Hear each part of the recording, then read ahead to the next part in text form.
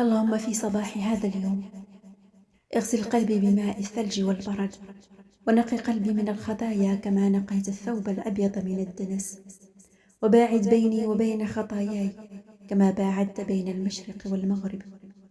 اللهم إني أعوذ بك من الكسل والمأثم والمغرم. اللهم اجعلنا ممن عصمتهم بلطفك وصرفت عنهم السوء بحفظك، وأدخلتهم الفردوس الأعلى بفضلك، وارزقنا لذة النظر إلى وجهك الشريف.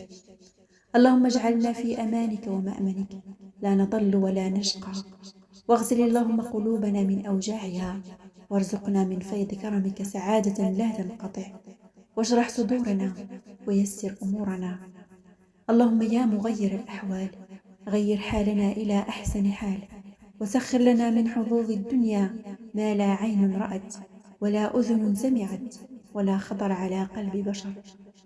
اللهم إني أعوذ بك من فتنة النار وعذاب النار، وفتنة القبر وعذاب القبر، وشر فتنة الغنى وشر فتنة الفقر. اللهم آمين يا رب العالمين.